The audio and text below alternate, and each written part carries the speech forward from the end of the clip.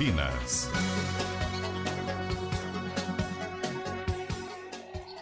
São 10 horas, 13 minutos. Voltamos então com o CBN Campinas desta segunda-feira e vamos falar dessa semana, a Semana do Trânsito. Sempre, né, neste período aqui de setembro se comemora a Semana do Trânsito, mais como um símbolo da conscientização. Agora é a Semana da Mobilidade Urbana, né?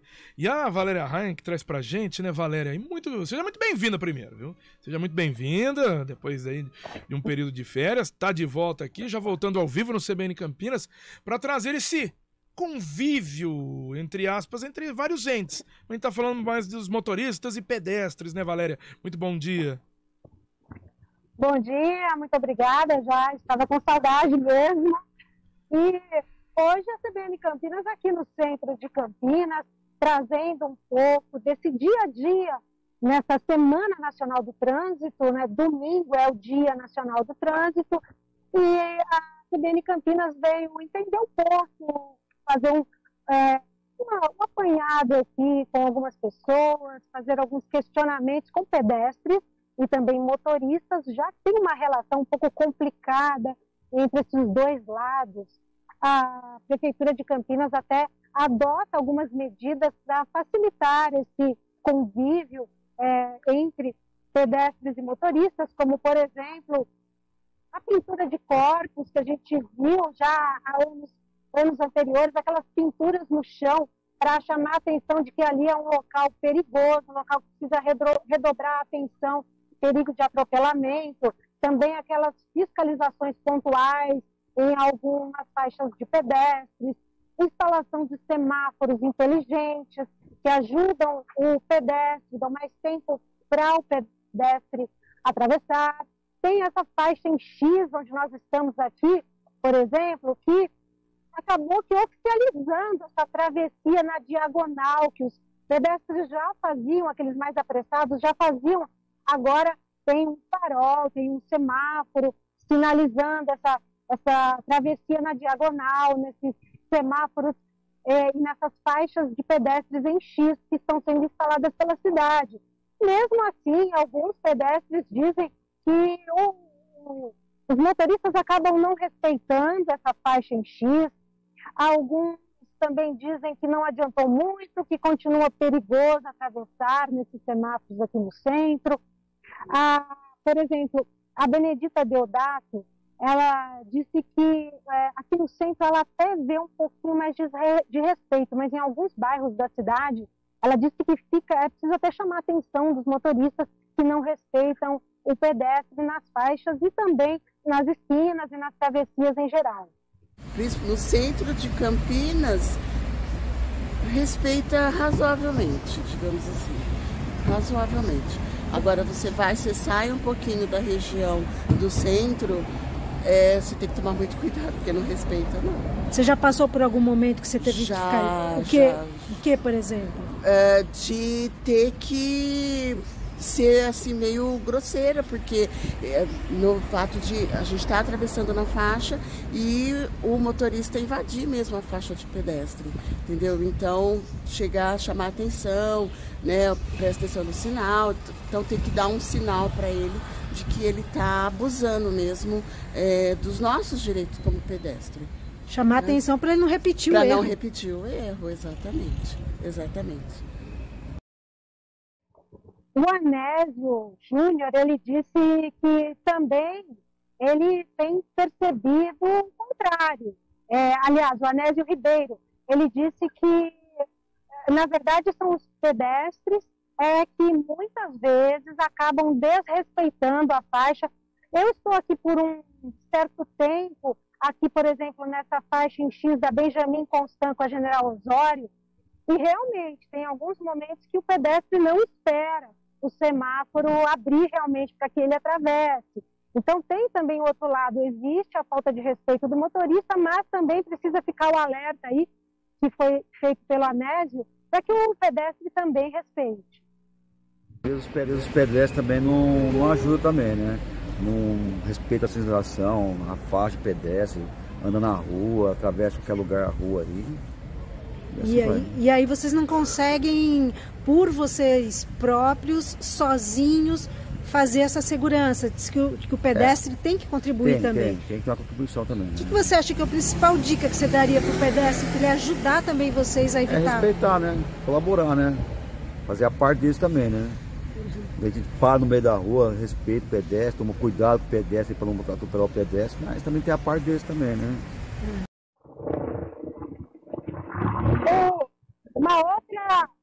Uma outra dica também dos motoristas e também pedestres é para evitar brigas, mesmo que tenha algum problema ali entre motorista e pedestre ou o próprio motociclista na hora de dar algum confronto ali.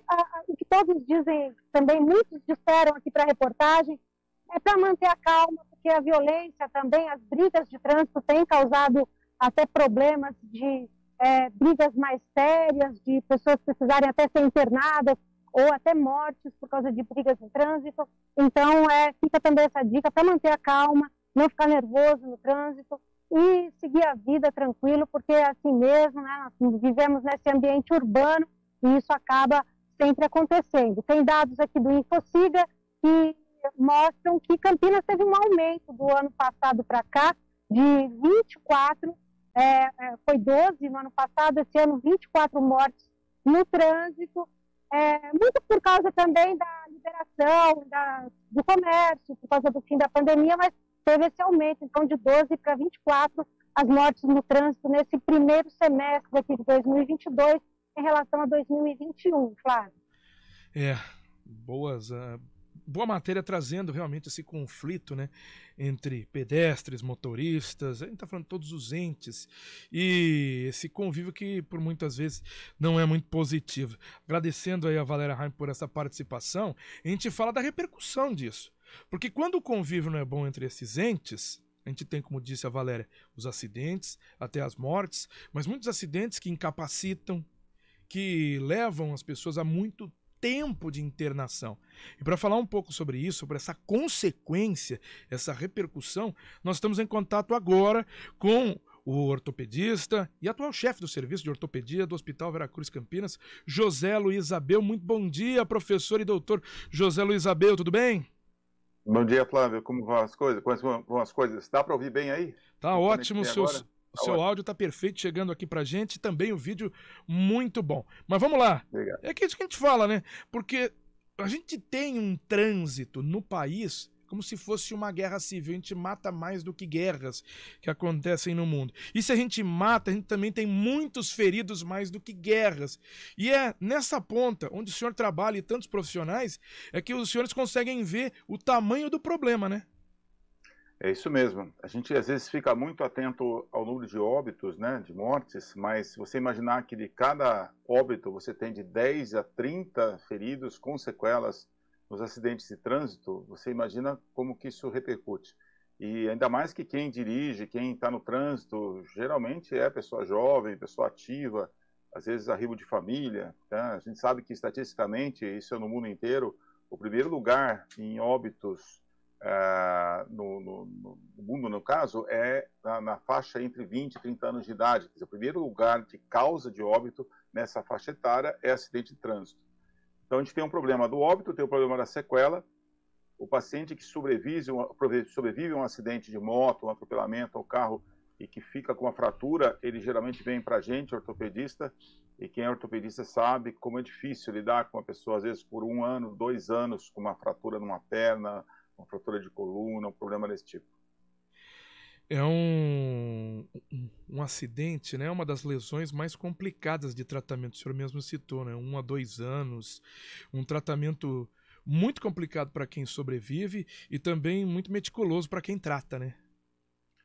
São muitos detalhes. Felizmente a medicina avançou muito. A gente sabe que a ortopedia e a traumatologia hoje, por sinal, o dia do ortopedista é comemorado assim no Brasil, então acho que até um dia importante estar falando com você e com os ouvintes da CBN Campinas. A gente, na verdade, evoluiu bastante na parte do que pode oferecer ao acidentado. Algo que antigamente talvez necessitasse uma amputação ou uma sequela definitiva, você consegue recuperar muita coisa. Mas por mais que se faça, a natureza tem seu tempo e esse tempo às vezes é longo. Principalmente se em cima de uma fratura grave existe uma complicação, uma infecção, um problema de pele, um problema neurológico. Então as pessoas ficam por muito tempo para recuperar aquilo que a gente chama de função do membro acometido. Então você tem primeiramente que salvar a vida da pessoa do acidente, depois salvar aquele membro, o braço, a perna, o pé, e por fim dar função e dar estética àquela parte do corpo. Isso você concorda que é uma coisa que por vezes é bem complexa. E trabalhando nesse ponto de receber essas pessoas, quando chega um acidentado, ampla maioria jovem, né?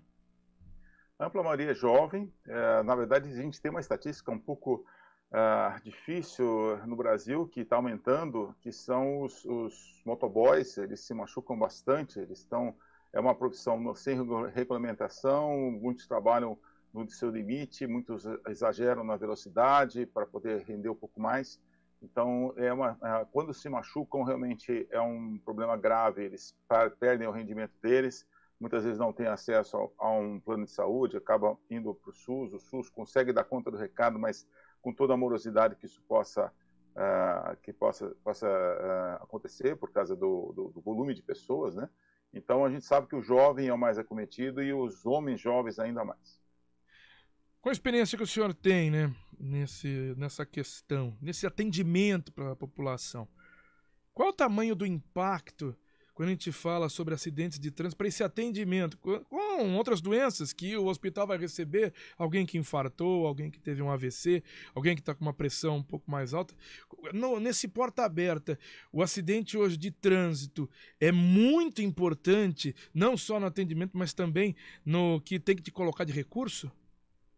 Flávio, a gente foi durante 20 anos coordenador da ortopedia da PUC, e a PUC também fiquei coordenador do Ouro Verde, então no começo dos trabalhos lá. Então a gente realmente tinha uma grande parcela dos pacientes que chegavam ao pronto-socorro e depois internavam, precisavam de cirurgias, eram ligados ao trauma do trânsito em especial. Posso te falar alguma coisa em torno de 10%, talvez 15% do hospital às vezes. Hoje eu estou na coordenação de serviços privados, o Hospital Veracruz, a Casa de Saúde, que recentemente está com a ortopedia também atendendo por convênio lá. E também já estamos com uma demanda grande. Esse final de semana teve acidentados de tudo que tem de roda, né? Então, carro, moto, bicicleta e fraturas graves. As energias dessas fraturas são muito altas, né? A alta velocidade.